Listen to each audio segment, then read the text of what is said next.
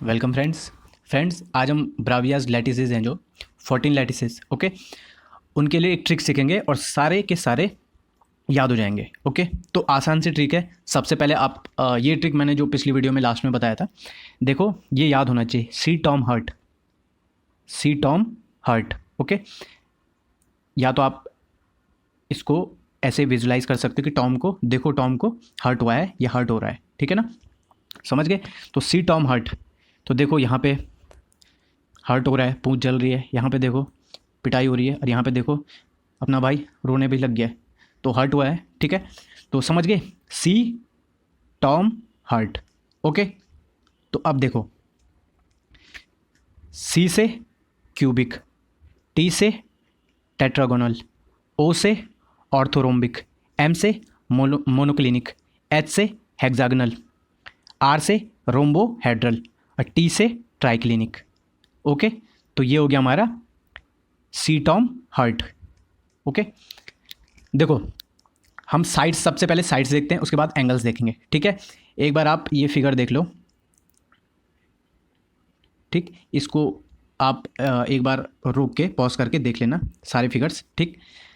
तो चलो अब हम ट्रिक पे आते हैं। सबसे पहले हम साइड्स देखते हैं, ठीक। तो साइड्स देखो, सबसे पहले क्यूबिक के देखो, इसमें क्या होता है, A is equal to B is equal to C होता है, ठीक। अब देखो जो फर्स्ट थ्री है ना, सी टी और ओ, ठीक है ना, इन सब में A is equal to B is equal to C लिखो पहले,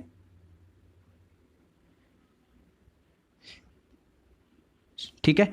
अब यहाँ पे क्या करो, पहले वाले में सारे इक्वल, दूसरे वाले में सी अलग होगा, और तीसरे वाले में तीनों अलग होंगे, ठीक, समझे।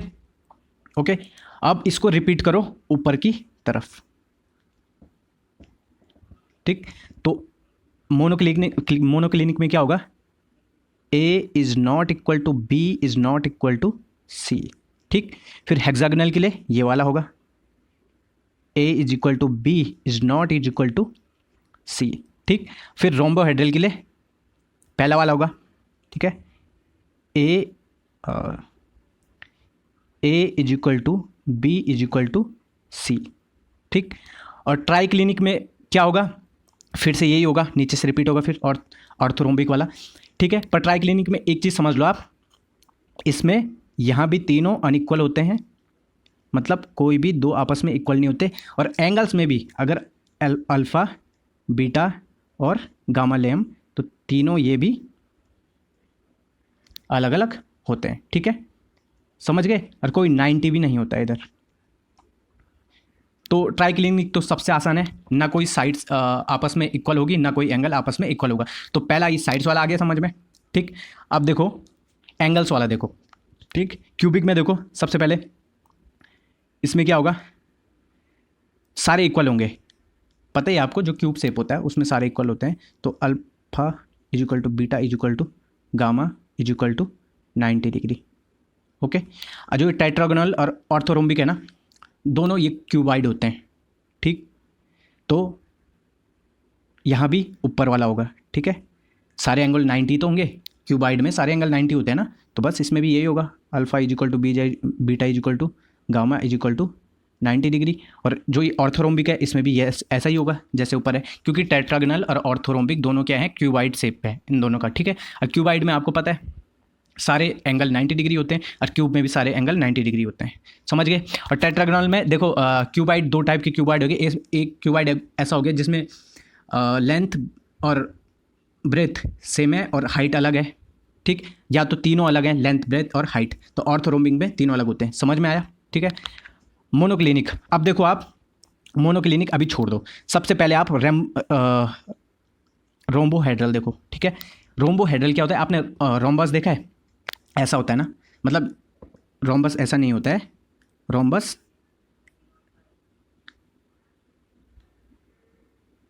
ऐसा होता है, प्लेन शेप होता है, ठीक है। रोम्बस का सॉलिड शेप रोम्बोहेड्रल है, ठीक है। तो रोम्बस के बारे में क्या पढ़ा हुआ है आपने, कि सारी साइड्स इक्वल होती हैं, तो रोम्बोहेड्रल की भी सारी साइड्स इक्वल होंगी, और एंगल्स भी सारे इक्वल होते हैं, तो रोम्बोहेड्रल में भी एंगल सारे इक्वल होंगे। पर आपको पता है कोई भी 90 डिग्री नहीं होता है, देख रहे हो ना, आपको पता है, ठीक है। तो देखो साइड्स तो रोम्बोहेड्रल में साइड सारी इक्वल हैं और एंगल्स भी क्या होंगे, सारे इक्वल होंगे, ठीक है, पर कोई 90 डिग्री नहीं होगा। तो alpha is equal to beta is equal to gamma, but कोई भी 90 डिग्री नहीं होगा। आया समझ में? अब देखो हेक्सागोनल, देखो इसमें एंगल का क्या सीन है, शेप देखना जरूरी है इसका। देखो ये 90 डिग्री है, ये 90 डिग्री है।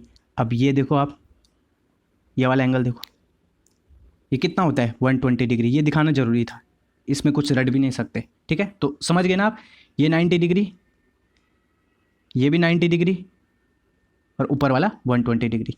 आया समझ में? तो कैसे लिखेंगे हम हेक्सागोनल में, alpha is equal to beta is equal to 90 degree, okay. और इसमें जो गामा हो जाता है ना, फिर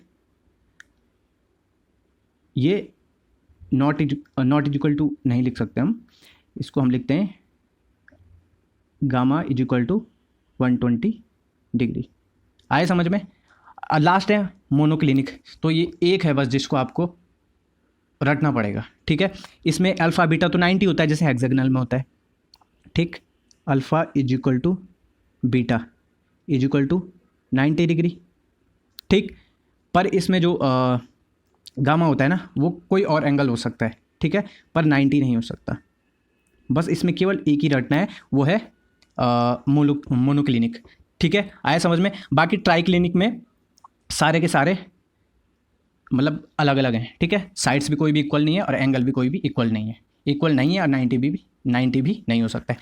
तो आई होप पूरा समझ में आया होगा आपके, ठीक है। तो चलो ठीक है, thank you. See Tom hurt, ये याद रखना है, तो ठीक है।